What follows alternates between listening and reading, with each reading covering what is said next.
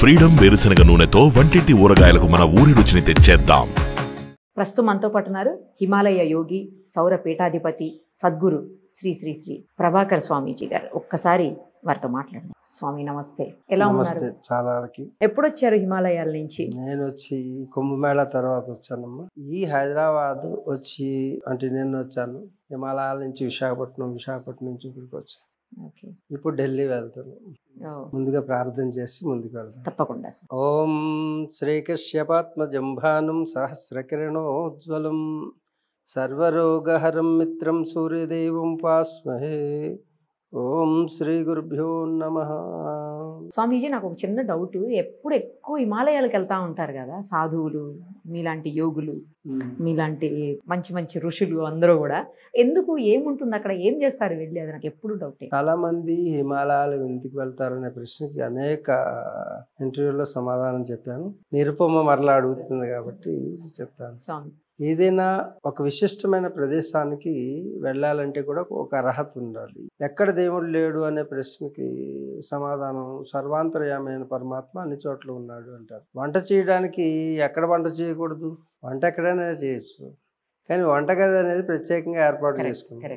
ఎక్కడైనా పడుకోవచ్చు, కానీ విశ్రాంతి తీసుకోవడానికి ఒక బెడ్రూమ్ అని ఏర్పాటు చేసుకుంటాం. ఇల్లంతా ఒకటే కదా, ఎక్కడైనా ఏ పనైనా చేయొచ్చు కదా అని అడుగుతారు. కానీ ఒక నిర్దేశించినటువంటి ప్రదేశంలో ఆయా శక్తిని ఆవాహన చేస్తాం. నిజానికి మనం వంటగదిలో ఆ వంటకి సంబంధించినటువంటి శక్తులన్నీ అక్కడ పెడతాం. మనం పెనం ఒక శక్తి, దానికి వెసల్స్ అన్నీ ఆ శక్తులు, ఆ మసాలా దినుసులన్నీ అక్కడ ఉంటాయి, ఆ స్టవ్ అవన్నీ అక్కడ ఆ శక్తులు అనమాట.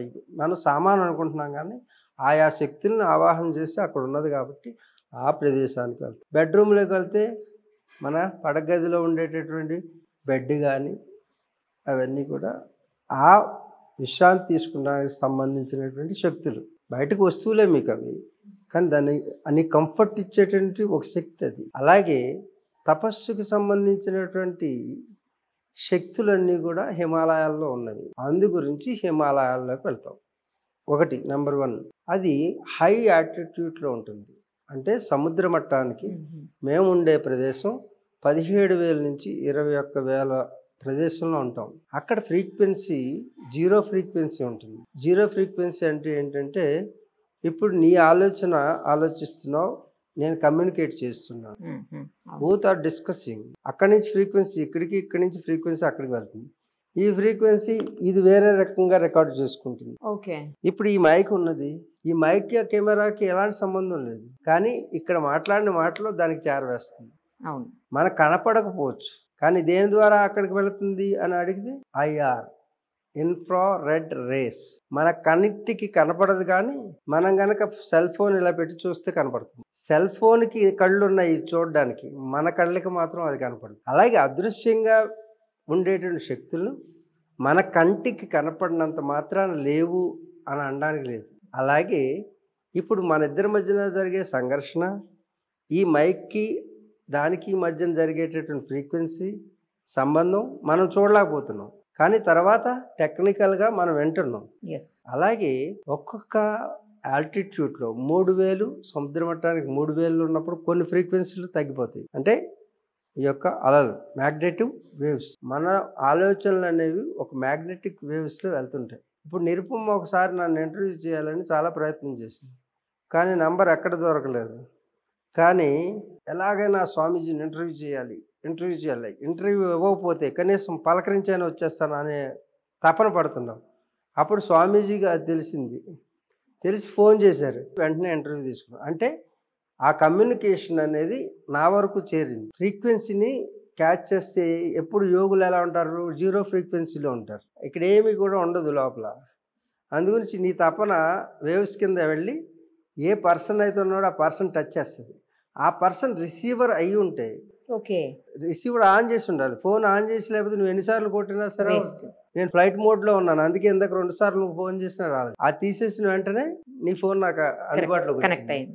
అలాగే నాతో ఇంటర్వ్యూ చేయాలని ప్రయత్నం చేసినా నేను ఫ్లైట్ మోడ్లో ఉన్నాను అనుకో, రిసీవ్ చేసుకోలేను. అందుకు ఫ్లైట్ మోడ్ తీసేసి, అంటే నేను ధ్యానావస్థలో లేనప్పుడు, నార్మల్గా ఉన్నప్పుడు రీచ్ అవుతుంది. ఆ ఫ్రీక్వెన్సీ నా వరకు చేరుతుందంటే నీ మానసిక అలలు నీకు తెలియకుండానే నా వరకు వచ్చినాయి అన్నది. ఈ అలలన్నీ కూడా మనకి ఈ భూమి మీద 3000 ఫ్రీక్వెన్సీలో ఒకటి ఉంటుంది, 6000లో ఒకటి ఉంటుంది, 9000లో ఒకటి ఉంటుంది, 12,000లో ఒకటి ఉంటుంది.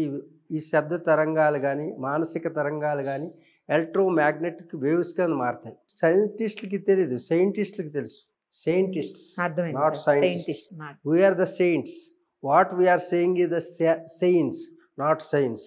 కాబట్టి సైంటిస్టులకి 100% అంటే 100% విశ్వరహస్యాలు తెలుసు. ఇది ఎలా తెలుసు అంటే ఆయా ఫ్రీక్వెన్సీలు దాటి ఆ పై నుండి సాధన చేస్తారు. కాబట్టి నెగిటివ్ ఫ్రీక్వెన్సీ లేకుండా పాజిటివ్ ఫ్రీక్వెన్సీ తోటి విశ్వరహస్యాలను కనిపెట్టడానికి ఒక కేంద్రం ఏదైతే ఉందో, అది టవర్ ఏదైతే ఉందో ఆ టవరే హిమాలయస్. ఎత్తైన ప్రదేశం నుంచి మీ సిగ్నల్ వ్యవస్థ అంతా కూడా ఎత్తైన ప్రదేశం నుంచి వెళ్తుంది. అలాగే ఫ్రీక్వెన్సీ మా థాట్ ఫోర్స్ని జనరేట్ చేసి ఒక ఆలోచన జనరేట్ చేస్తే ఆ ఆలోచన సోర్స్ వైపు వెతుక్కుంటూ వెళ్తుంది. ఈ మైకు దాని సోర్స్ ఎక్కడ ఉందో ఆ కెమెరా వైపు వెళ్తుంది. అలాగే హిమాలయ యోగులు హిమాలయాల్లో తపస్సు చేసేది వాళ్ళ కోసం కాదు. ఇప్పుడు మేము తపస్సు చేసే పని చాలామంది అనుకుంటారు వీళ్ళు ఒక్కళ్ళే వాళ్ళ దేవుడి కోసం చేస్తున్నారు. దేవుడు అనే దాన్ని దాటిన తర్వాతే హిమాలయ యోగులు ఉంటారు. దేవుళ్ళు అందరి కింద ఉంటారు. దేవతల కంటే ఆ పైన ఉండేది యోగ వ్యవస్థ. అందుకే విష్ణుమూర్తి పడుకుంటే యోగులు సనక సనందాదులు వెళ్తే రెస్పెక్ట్ అవుతే చెప్పిస్తేనే దశావతారాలు వచ్చింది. అంటే యోగులు దేవతల కంటే పైన ఉంటారు. భూలోకం, భూర్లోకం, సువర్లోకం, మహర్లోకం, జనలోకం, తపోలోకం, సత్యలోకం. ఈ లోకాల్లో భూలోకంలో మనుష్యులు ఉంటారు, మత్స్యలోకం ఉంటారు. భూవర్లోకంలో కిన్నెర పురుషాదులు వీళ్ళందరూ ఉంటారు, దేవగణాలు. ఆ పైన సువర్లోకం ఉంటుంది. ఆ సువర్లోకంలో దేవతలు ఉంటారు. ఆ పైన యోగులు ఉంటారు. అంత పరిధి కలిగినటువంటిది శక్తివంతులైనటువంటి వాళ్ళు యోగులు. అది హిమాలయాల్లో సిద్ధాశ్రమం అని ఉంటుంది. సిద్ధాశ్రమం అంటే మనకు కనిపించే హిమాలయాల్లో వెతుకుతారు చాలా మంది. ఇప్పుడు రజనీకాంత్ వచ్చి వెతుకుతాడు, చాలా పెద్ద పెద్ద వాళ్ళు అందరూ వచ్చి వెతుకుతారు. హిమాలయాల్లో యాక్టర్లు కాదు, వాళ్ళు సాధకులే. రజనీకాంత్ సాధకుడు, ఆయన కూడా సాధకుడే. వీళ్ళందరూ కూడా బయటికి తన వృత్తి అది, కానీ ప్రవృత్తి సాధకుడు. వాళ్ళందరూ హిమాలయాల్లో మామూలుగా ఒక 10 రూపాయలు గుడ్డ వేసుకుని సాధన చేస్తారు. గడ్డాలు అవి మామూలుగా ఉంటాయి. రజనీకాంత్ అని ఎవరు అనుకోరు. అంత సింపుల్ లివింగ్ అక్కడికి వస్తాడు. ఇలా పెద్ద పెద్ద వాళ్ళు అందరూ సైంటిస్టులు, ఆంథ్రోపాలజిస్టులు, జర్మన్స్, రష్యన్స్, జపనీస్ అందరూ వస్తారు. కానీ భారతీయులు తక్కువ మంది ఉంటారు. అన్ని దేశాల నుంచి వచ్చి సాధన వెతుక్కుంటూ వస్తుంటారు. ఈ రోజు ప్రపంచం అంతా కూడా భారతీయ సనాతన సాంప్రదాయం వైపు చూస్తుందంటే దానికి కారణం ఈ లౌకిక అతీతమైనటువంటి శక్తి ఉన్నది. ఆ శక్తిని మనం హేళన చేసుకున్న ఇతర దేశాల్లో చాలా జాగ్రత్తగా దాన్ని గమనిస్తున్నారు.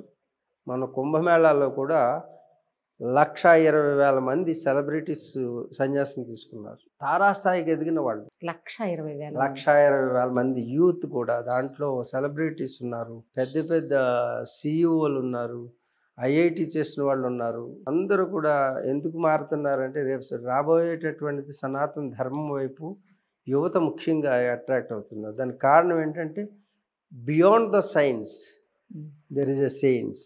ఈ పదం నేనే వాడాను, ఇప్పుడు ప్రచారంలోకి వస్తుంది. అంతకుముందు సనాతన ధర్మం అనేది సంవత్సరాల క్రితం నేను వాడాను. ఇప్పుడు చూడు సనాతన ధర్మం అంతా కూడా వచ్చింది.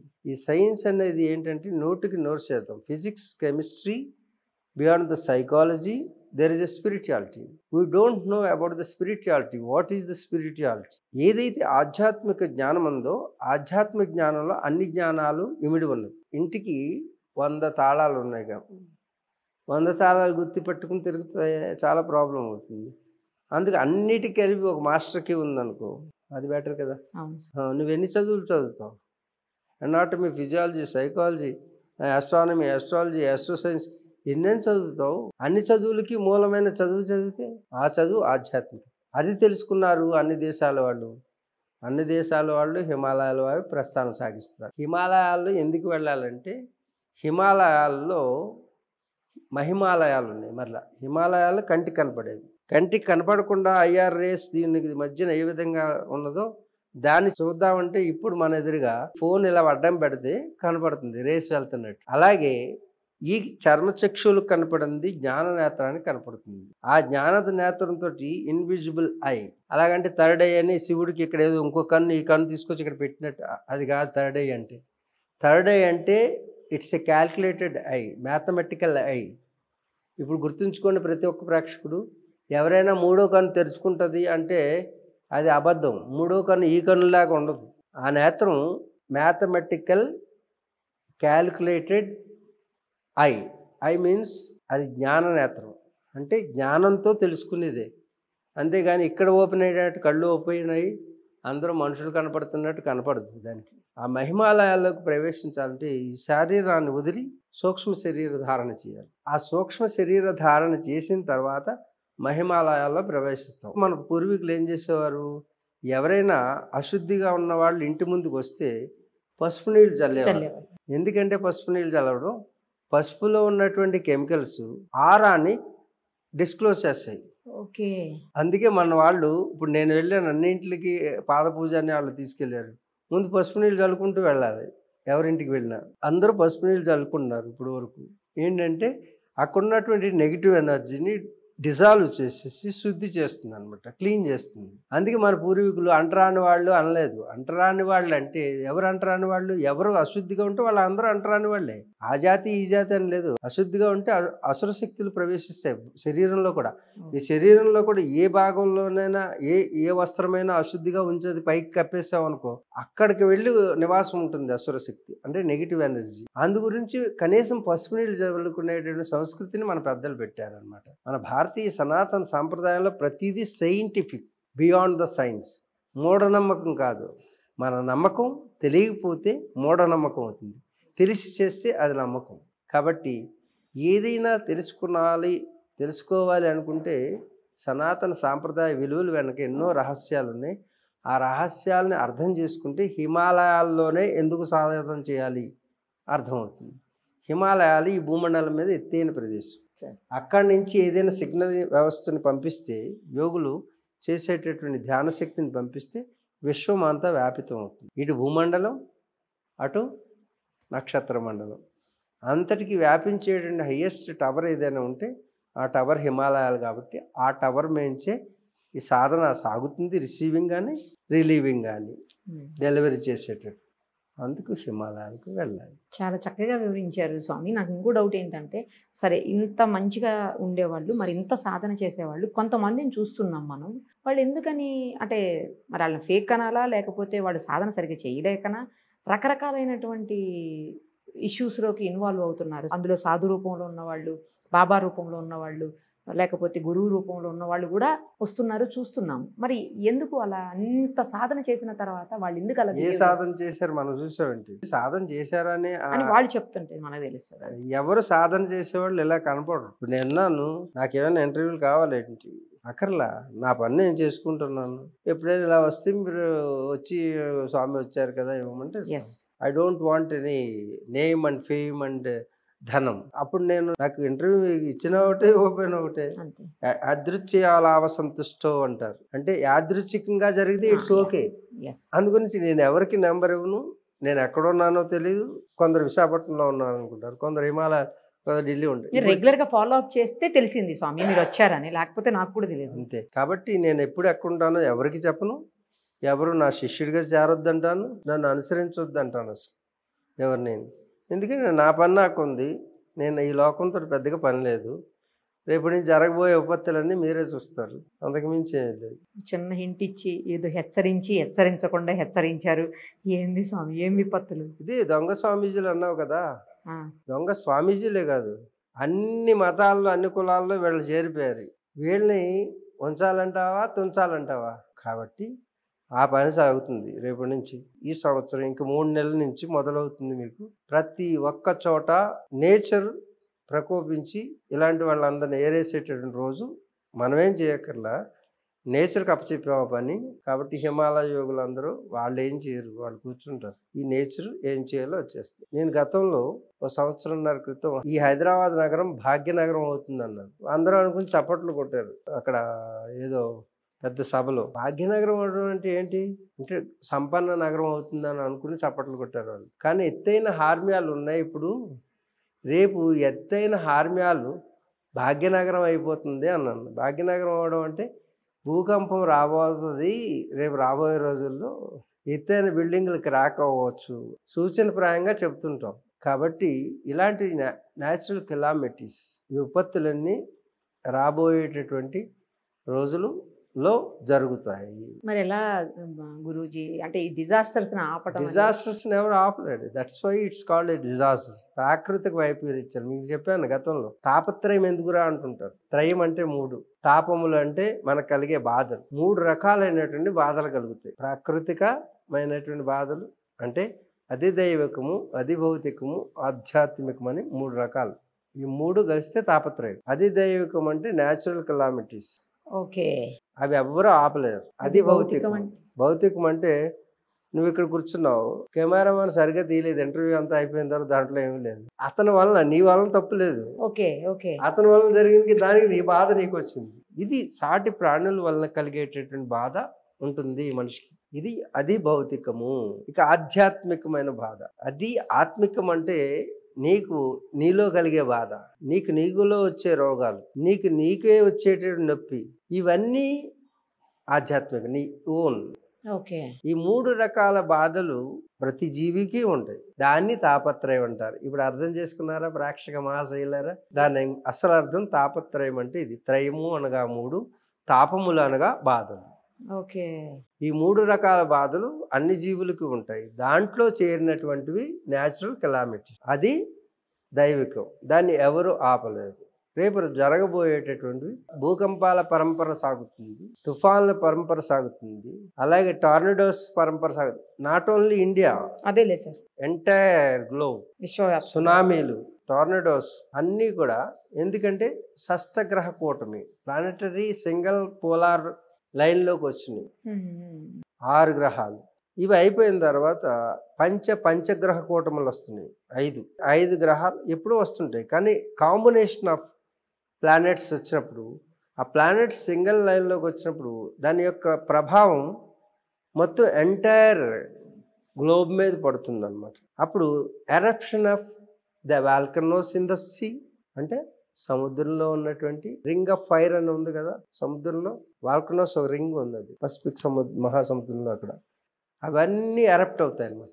ఎరప్ట్ అయినప్పుడు సముద్రాలు పొంగుతాయి. అలాగే టెక్టానిక్ ప్లేట్స్, భూమికి కూడా టెక్టానిక్ ప్లేట్స్ ఉంటాయి. రౌండ్గా ఉండి మనకి భూమి ఇలా ఉన్నట్టు కనపడుతుంది, కానీ దానికి కూడా షాక్ అబ్జర్వర్స్ లా ఉంటాయి, అడ్జస్ట్ చేసుకునేటటువంటి ప్లేట్స్ ఉంటాయి. ఆ ప్లేట్స్ ఈ ఎరప్షన్కి మొత్తం అంతా కూడా కదిలిపోయి ముక్కలైపోద్ది భూమి. ముక్కలయ్యి మన భారతదేశానికి అటుపక్క ఆఫ్రికా ఖండం నుంచి వచ్చి గుజరాత్ ఇటువైపు హిమాలయాలు లేస్తాయి మరలా కొన్నాళ్ళకి. రేపు రాబోయే రోజు ఆ సైంటిస్టులు కూడా చెప్తున్న విషయం, నేనే పెద్దగా చెప్పాల్సిన విషయం కాదు, ఆ సైంటిస్టులు కూడా చెప్తున్న విషయం. ఇవన్నీ ఎలా జరుగుతాయంటే వాళ్ళు చెప్పేది టెక్టానిక్ ప్లేట్స్. టెక్టానిక్ ప్లేట్ కదలడానికి కారణం ఏంటి? ఇప్పుడు అలా ఉన్న చెయ్యి తర్వాత ఇలా మార్చావు, ఎందుకు మార్చావు నీకు తెలియపోవచ్చు, కానీ బాడీకి అర్థమవుతుంది. ఆ యాంగిల్ మారుస్తుంది, కానీ నీ నోటీస్లోకి తీసుకురాకుండానే మార్చుకుంటుంది. అలాగే ఎర్త్ కూడా, అది కూడా ఒక జీవమే. భూమి కూడా ఒక మనిషి లాంటిది. మన పెద్దలు అందుకే భూమాత అన్నారు. ఇంకే దేశంలో భూమాత అన్నారు, ఎర్త్ అంటారు అంతే. భూమాత అంటే దీంట్లో కూడా జీవం ఉన్నది అని తెలుసుకున్న వాళ్ళే సైంటిస్ట్. అది ఒక నేల అనుకున్నవాడు సైంటిస్ట్. సైంటిస్ట్ అది నేల అనుకుంటే అదే వాడికి ఉపయోగపడే వస్తువు అనుకుంటాడు. కానీ సైంటిస్టు తల్లి మనల్ని పోషిస్తుంది, ఆ తల్లికి నమస్కరించాలి అనేటువంటి నమస్కరించే సంస్కారం భారతీయ సనాతన సాంప్రదాయం ఇస్తుంది. అందుచేత దాంట్లో జీవాన్ని గుర్తించిన వాడు సైంటిస్ట్ అయితే, దైవాన్ని గుర్తించిన వాడు సైంటిస్ట్ అయితే, కేవలం భౌతికమైనటువంటి ఉపయోగకర వస్తువుగా గుర్తించిన వాడు సైంటిస్ట్. సుమన్ టీవీలో మీ పర్సనల్ అండ్ బిజినెస్ ప్రమోషన్స్ కోసం కింది నెంబర్కి కాంటాక్ట్ చేయండి.